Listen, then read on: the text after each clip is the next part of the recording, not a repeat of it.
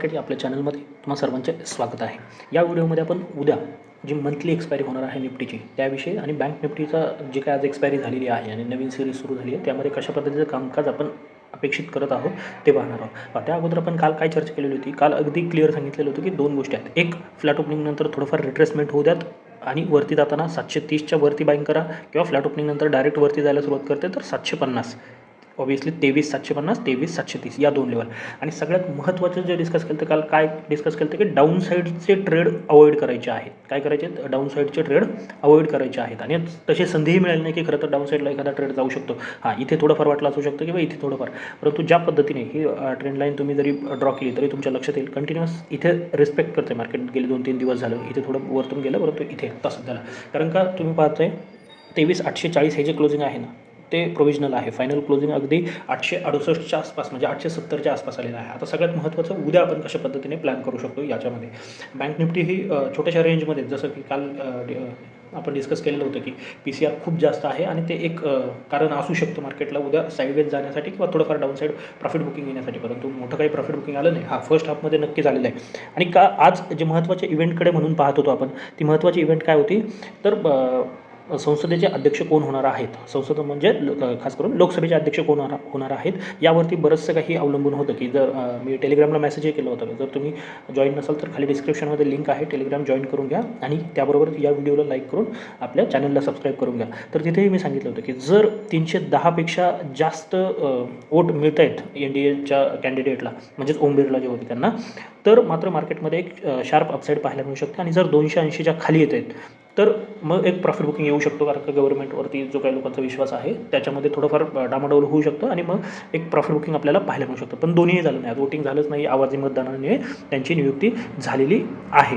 मग त्यानंतर काय झालं, सकाळी 10:30-11च्या आसपास हे झालं आणि त्यानंतर मार्केटने जी अपसाईड पकडली नंतरून वरती जाऊनच क्लोज झालेलं एक साईडवेज मार्केट झालं दुपारनंतर. म्हणजे ऑप्शन ट्रेडरसाठी खरं तर काही जास्त मिळालेलं नाही आहे. परंतु आपण ज्या लेवल काल डिस्कस केलेल्या होत्या, मग ती 730-750ची लेवल असेल किंवा अगदी खाली इथे सपोर्ट घेण्याचा विचार असेल, दोन्ही ठिकाणी तुम्हाला एक चांगला ट्रेड इथे होताना पाहायला मिळालेला असणार आहे. तुम्ही घेतलं असेल तर वेल अँड गुड आहे, असेल आपण जे ट्रेड केलेले आहे ते टेलिग्रामला मी शेअर केलेलं आहे. आता उद्यासाठी महत्त्वाची लेवल काय असू शकते. मार्केट जर एवढ्या वरती आलं आहे ना तर खरं तर 24,000 आता मार्केटने टच करायला पाहिजे. म्हणजे जे काही प्रॉफिट बुकिंग यायचं असेल उद्या थोडी शक्यता आहे प्रॉफिट बुकिंग येण्याचे. अमेरिकन मार्केटमधून एखादी न्यूज येऊ शकते त्यांच्याकडे जे चालू आहे त्यामधून, तर एक प्रॉफिट बुकिंग गरजेचं आहे मार्केटला. पण आता एवढ्या वरती आल्याच्या नंतर मार्केटला 24,000 ब्रेक करणं खूप गरजेचं आहे. मग आता उद्या दोन ठिकाणी तुम्ही ट्रेड प्लॅन करू शकता. 868 ही महत्त्वाची लेवल आहे जिथे मार्केट क्लोज आहे.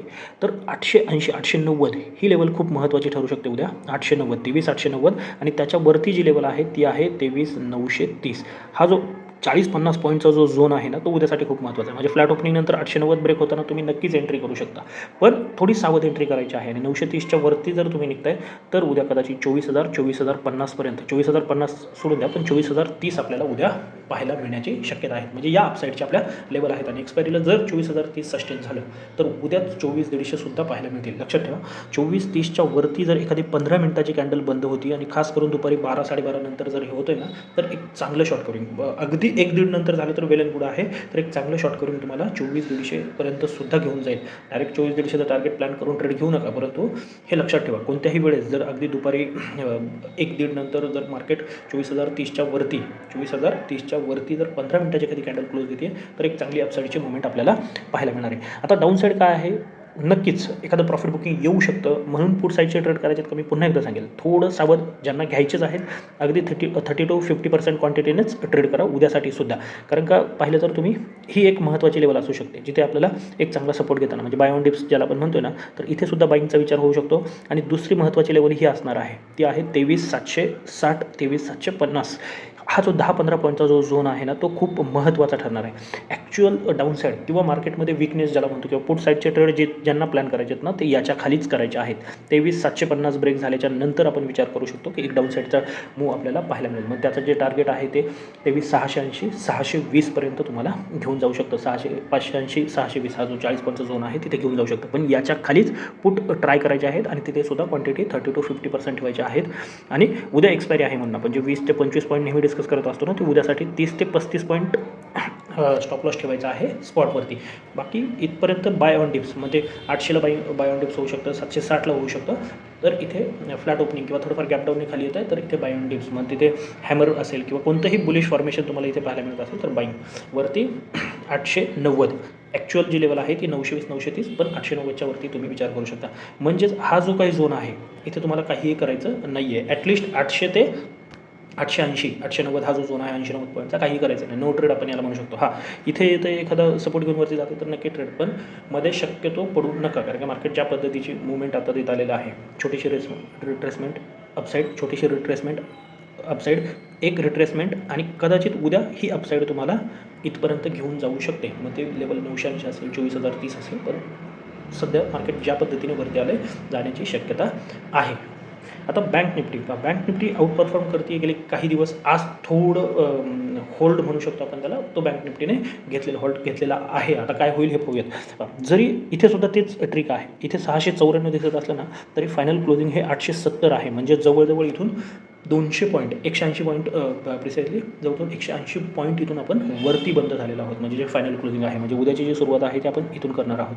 आता उद्या कदाचित 53,000. आज काय झालं आहे, एक्सपायरीमुळे जे काही प्रेशर होतं मार्केटवरती त्याच्यामुळे आपल्याला दिसलं आहे की पूर्ण वेळ सस्टेन करूनसुद्धा शेवटी ब्रेकआउट आलेला नाही आहे. हां, इथे एक स्टॉप लॉस हिट करून मार्केटने पुन्हा जाण्याचा प्रयत्न केला, परंतु ते शक्य झालेलं नाही आहे. मग उद्यासाठी सुद्धा तीच महत्त्वाची लेवल असणार आहे. 23 म्हणतोय 53,980. जसं तुम्ही 53,980 ब्रेक करणार आहात, एक 40-50 पॉईंटचा झोन तुम्हाला थोडा क्रिटिकल वाटू शकतो, पण त्याच्यावरती एक चांगली अपसाईड आपल्याला पाहायला मिळणार आहे. मग ती 53,150 असेल, 53,350 असेल, 53,500 असेल किंवा 53,750. मी 150 पॉईंटच्या अंतराने सांगतोय, परंतु याच महत्त्वाच्या लेवल आहे. याच्यावरती सध्याही आपण ब्ल्यू स्काय झोनमध्ये आहोत, परंतु याच्यावरती एक चांगली अपसाईड आपल्याला पाहायला मिळू शकते. मग ते फ्लॅटने असू द्यात किंवा गॅपअप ओपनिंगने असू द्यात. गॅपअप झालं तर फक्त सस्टेन करू द्यात, नाहीतर काय होऊ शकतं, गॅपअपने नवीन हाय बनेल आणि जर मार्केट पुन्हा खाली येते आणि एखादा डबल टॉप असेल किंवा कोणतेही बेरिश फॉर्मेशन बनवते तर मात्र हळूहळू मार्केट प्रॉफिट बुकिंगच्या दिशेने जाताना आपल्याला पाहायला मिळू शकतं. आता डाऊन साईड कुठे आहे सध्या तरी डाऊन साईड असं दिसत नाही आहे. म्हणजे चार्टवरती ज्याला टेक्निकली आपण म्हणू शकतो ना, हां, काही न्यूज आली किंवा काही प्रॉफिट बुकिंग आलं तर, म्हणजे जी महत्त्वाची लेवल आहे ती 52,700 इथपर्यंत तुम्ही ॲटलिस्ट बाय ऑन डिप्स ज्याला आपण म्हणतो ना ते करायचं आहे. 52,700पर्यंत कोणताही सेलिंगचा विचार करायचा नाही आहे. त्याच्या खालीही खूप चांगलं सेलिंग होऊ शकतं का नाही. म्हणजेच जोपर्यंत 52,400 होल्ड करतोय ना तोपर्यंत सेलचा विचार करायचा नाही. हां, छोटे मोठे 100-200 पॉईंटसाठी तुम्हाला एखादा पुट घ्यायचा असेल किंवा डाऊन साईडचा ट्रेड प्लॅन करायचा असेल करू शकता स्ट्रिक्ट सेलने, पण ॲक्च्युअल ट्रेड जो बनणार आहे तो 52,400 ब्रेक झाल्याच्या नंतर, डाऊन साईडचा सांगतोय तो 52,400 ब्रेक झाल्याच्या नंतरच आपण ट्राय करणार आहोत. त्यानंतर 52,200, 52,000 आणि 51,800 किंवा 750-800 हा जो झोन आहे ना इथपर्यंत आपल्याला जाताना पाहायला मिळू शकतं. आता इथे एक गोष्ट लक्षात ठेवायची आहे, इथे जरी 52,400 ब्रेक झाला नाही, निफ्टी सस्टेन करते तर तुम्हाला खालचे टार्गेट पाहायला मिळणार नाही आहे. मग मार्केट बँक निफ्टी डाऊन साईडला येऊन सुद्धा इथून कुठून तरी रिव्हर्सल घेऊ शकते. फक्त ते थोडं लक्षात ठेवायचं. जर निफ्टी आणि बँक निफ्टी दोन्ही एका दिशेने आले तर मात्र इथून एक फास्ट मूव्ह आपल्याला 400-500 पॉईंटचा पाहायला मिळू शकतो 52,400च्या खाली गेल्याच्या नंतर. बाकी एवढी मोठी मुवमेंट झाली आहे, उद्याचा दिवस जाऊ द्यात. म्हणजेच ही एक्सपायरी संपेल. आता खरं तर बँक निफ्टीची सुरू झाली, म्हणजे निफ्टीची उद्याचा दिवस गेला की नवीन एक्सपायरी सुरू होईल, नवीन पोझिशन्स बनतील आणि आपल्याला क्लिअर चित्र पाहायला मिळेल की आता मार्केट 24,000च्या वरती जाऊन सस्टेन करणार आहे की इथून एक प्रॉफिट बुकिंग घेणार आहे. जास्त काही करण्याची सध्याला आवश्यकता नाही आहे. जर ही माहिती आवडली असेल तर आपल्या चॅनलला सबस्क्राईब करून व्हिडिओला सुद्धा लाईक करून घ्या. तर आजच्यासाठी एवढंच. धन्यवाद. जय हिंद, जय महाराष्ट्र. Thank you trading.